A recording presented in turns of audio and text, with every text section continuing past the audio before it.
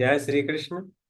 Continuing our study of chapter 18 of the Bhagavad Gita, we now arrive at the concluding verses of this profound scripture. The manner in which Gita concludes reflects its literary brilliance and spiritual depth, leaving a lasting impression on its readers. So let's recite the verses and look into the meaning and significance of these. Om Sri Bhagwan Vach अध्यक्ष्यते च इमं धर्म्यं संवादमावयो ज्ञानयज्ञेन तेनाहम् इष्टः स्यामिति मे मतिः श्रद्धावान् अनसूयश्च शृणुयादपि यो नरः सोऽपि मुक्तः शुभान् लोकान् प्राप्नुयात् पुण्यकर्मणाम् कच्चिदेतच्युतं पार्थ त्वयैकाग्रेण चेतसा कच्चिज्ञानसम्मोहः प्रणष्टः ते Dhananjay. Lord Krishna declares that whoever studies this sacred and profound conversation between him and Arjuna is in essence worshipping him. So a study of Bhagavad Gita is worship. Okay? And he refers to this act of studying the Gita as Jñāna-yajña. So you are spending effort and time to study Bhagavad Gita. That itself is the Jñāna-yajña. And you will be blessed with it. You will be blessed with this act of study. Krishna further emphasizes that even those who listen to this conversation with faith in its transformative power deserve liberation from the worldly miseries and can lead a more fulfilling life. Now, Krishna makes sure that Arjuna has benefited, he has internalized the teachings that he has imparted. So he asks Arjuna whether he has listened to his teachings with full attention, whether they have dispelled his confusion and delusion. So this question reflects Krishna's deep concern for Arjuna's understanding and spiritual transformation, highlighting his role as both compassionate guide and a teacher.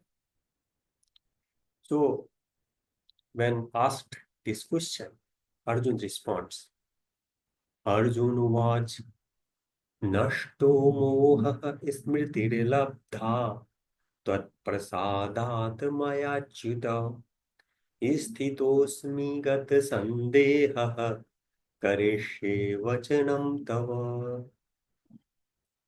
In response to Lord Krishna's query, Arjuna says, my delusion and confusion have been completely dispelled, and I am now firmly established in clear and accurate understanding. I am established in pure knowledge, without any taint. Your teachings have eradicated all doubts, and I stand resolute in my comprehension, in my understanding of the reality. So Gita starts with the narration of happenings in the battlefield with conversation between Sanjaya, the charioteer, and Dhritarashtra, the king of Hastinapur. Now, the happenings in the battlefield is being narrated by Sanjaya to Dhritarashtra, the king of Hastinapur. So now, coming back to Sanjaya, Sanjaya is telling, Sanjaya Uvaj, Ittiham Vasudevasya Parthasya cha Mahatmanah Sambadamimam Shrosham Adbhutam Romaharshanam Vyasa Prasadat व्यास प्रसादात् श्रुत्वान एतद्गुह्यम् अहं परम् योगं योगेश्वरात् कृष्णात् साक्षात् कथयतः स्वयं. Now, Sanjay, through these verses, is emphasizing the profound wisdom which lies in the Bhagavad Gita. And Bhagavad Gita, as we know, it's written by Maharshi Vyas. So, Sanjay states that by the grace of Vyas, the revered author of Mahabharata and Bhagavad Gita. So Bhagavad Gita is part of the great epic Mahabharata. Okay.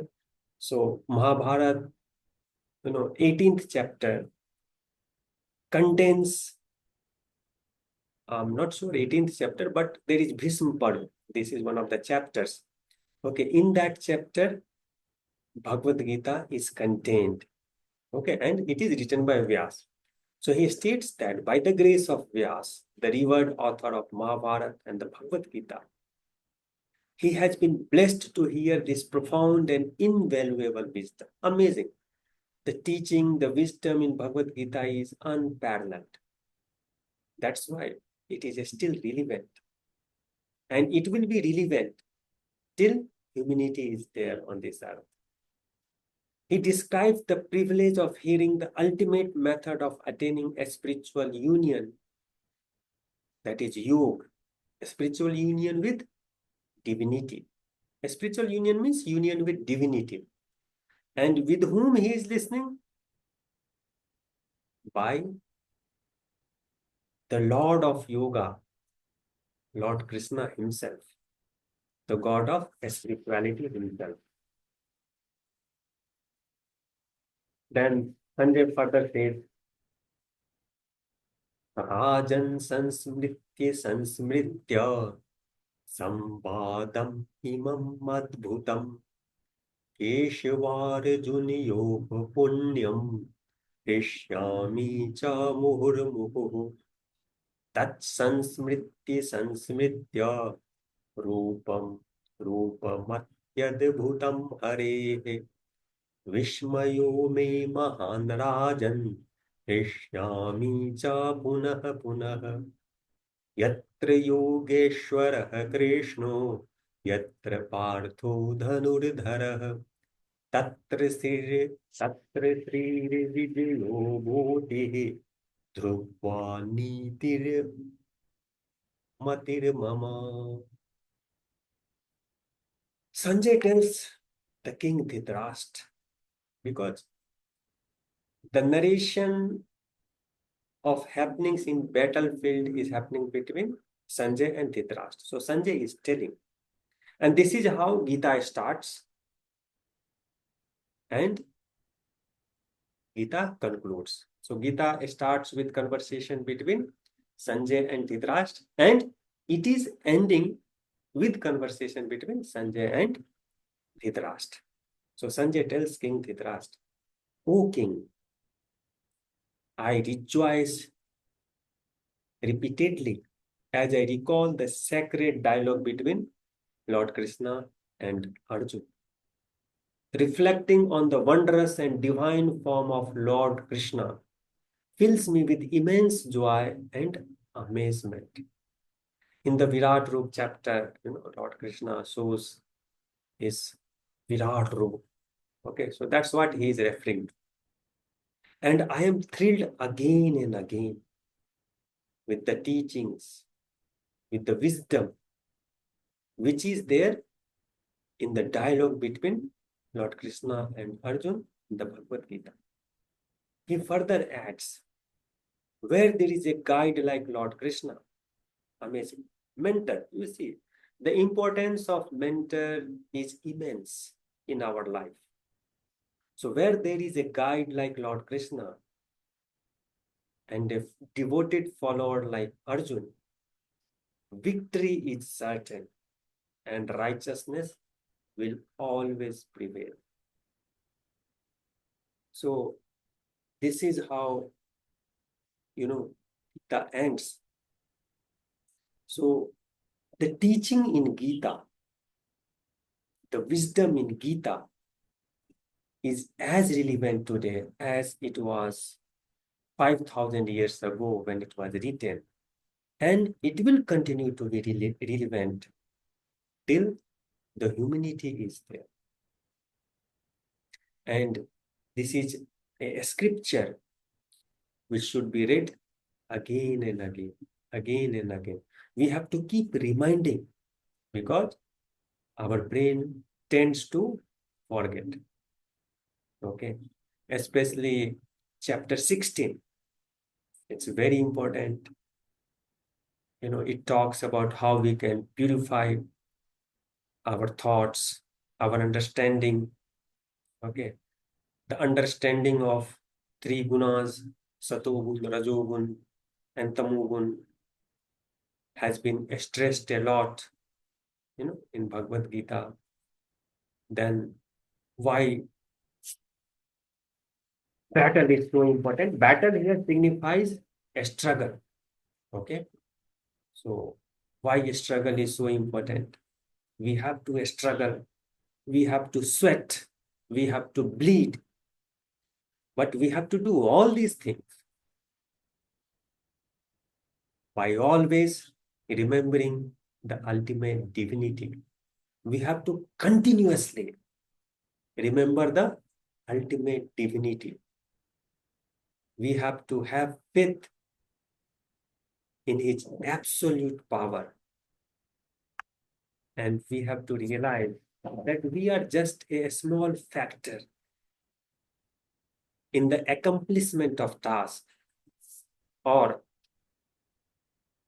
in the events which are happening around us. So, this is the last session of Bhagavad Gita, but we have to keep uh, reminding ourselves with the teachings of Bhagavad Gita through regular study of this scripture. So, and we have to have faith in the transformative power of this scripture. And I wish all of you happy learning Bhagavad Gita and transformation of your life and disappearance of pain and miseries, in this, from this material world because of our material existence. Thank you very much. Thanks.